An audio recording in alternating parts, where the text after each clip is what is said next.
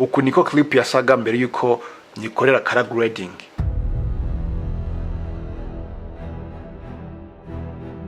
Noneho iyi ngiyi niyo after.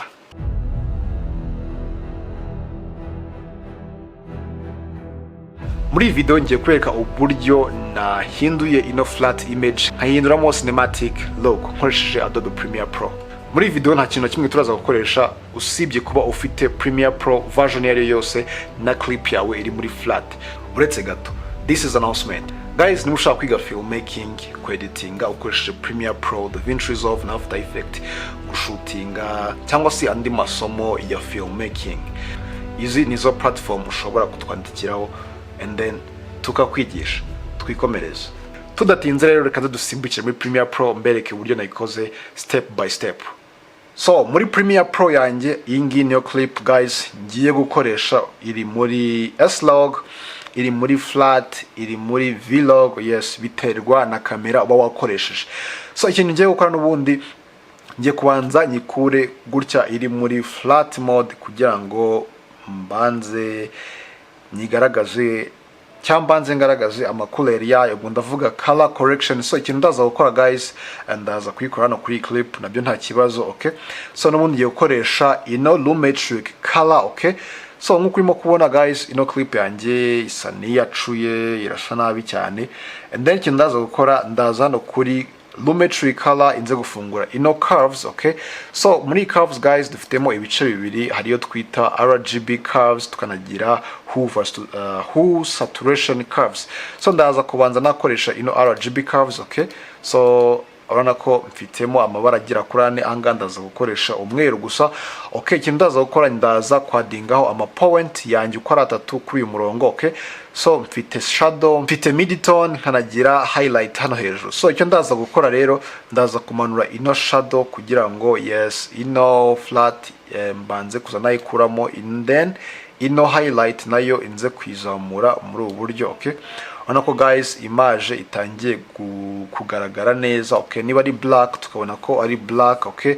Cyase niba ari ibara runaka tukabona ko ari ibara runaka, okay. So and then icyo ndaza gukora ndahita nza gufunga ino curve, so inze gufungura ino basic correction. So ndahita nza hano kuri contrast inze kuyongera nayo muri ubu buryo, okay. So nze kongeraho akandi ka black gake ndaza kwishyira muri -13, okay.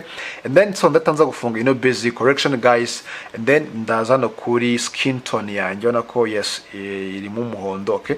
Ndaza no kuri curve, so no kuri inshuro ndaza gukoresha hue saturation curves, okay. Inza no kuri hue versus hue, okay.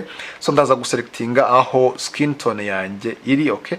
Cyangwa se nshaka gukoresha ino tool kugira ngo nze pickinga aho skin tone yanjye urabona yuko mitandisivinga utudomo dutatu, ariko ikiza guys so ngiye nza kuyiselectinga manually, okay. Nka making sure yuko skin tone yanjye iherereyemo ahanga. So guys ndashaka kubanza nagabanyamo uno muhondo uri muri skin tone, okay.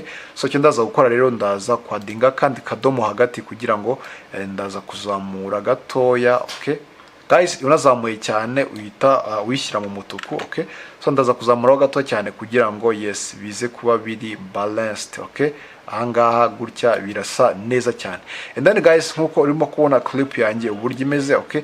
Ahangaha niyo yari before, okay, ikiri muri flat, ingi niyo after guys. Urabona ko nayikuye muri flat maze kuyikorera color correction. So igisigaye rero ngiye kuyihereza look yanjye cyangwa se ngiye kuyigradinga, okay. Icyo ndaza gukora rero ndaza creatinga adjustment layer, niho ndaza gukoreraho color grading yanjye. So ndaza no muri project panel inze kuri adjustment layer, okay. Ndaza kuyiterura noneho inze kwishyira hano hejuru ya clip yanjye guys, okay. So guys ikintu ngiye gukora ngiye gucreatinga mode, okay. And then so ndaza hano kuri curves, okay. Nze kuyifunga ubwo first ndaza hano kuri color wheels. Ino color wheels nigiye kumfasha gucreatinga mode, okay.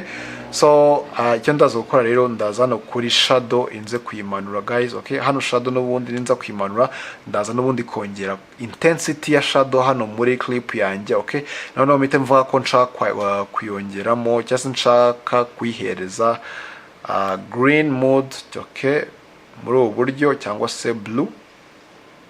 anga biterwa n'ubundi na mode ushaka kwihereza. Okay, so reka nze kwishyira hano muri cans muri uburyo gutya. Okay, anga birabisa neza, urabona ko guys anga muri black hari irindi bara ryivanzemo. Okay, so urabona ko iyi ni before and then iyi ni after, and then nkaza no kuri mid tone naho nkaza kuyishyira muri skin tone kugira ngo n'ubundi nze gupreventinga skin tone yanjye guys. Okay, yes, ndaza kuyirinda muri ubu buryo kugira ngo itaza kwangirika.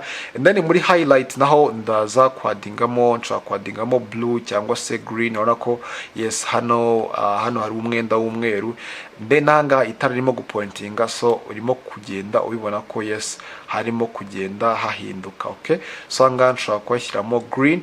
Okay, muri ubu buryo gutya. Okay, and then so ikintu ndaza gukora guys, ngiye gukora skin tone yanjye. Okay guys, hari uburyo bubiri, and then so ndaza creatinga indi adjustment layer. Okay, gutya guys muri ubu buryo. Okay, so ahangaha mfite skin tone nshaka kuza kwimportingamo ni ngiyi guys. Okay, urabona uburyo imeze, ariko already nyishyira munsi ya logo kugira ngo bize kuba bifite meaning gutya guys. Urabona ko ushobora gukoresha ino skin tone okay ya light. Urabona ko guys gutya birasa neza cyane, cyangwa se n'ubundi ukaza hano kuri HCL secondary ukaza guselectinga skin tone yawe nk'ibisanzwe. Okay, kaza kwinaboringa color gray gutya, ukaza kubanza na selectinga aho skin tone yanjye iri muri ubu buryo. Okay, and then nkaza gusmoothinga yama edge yanjye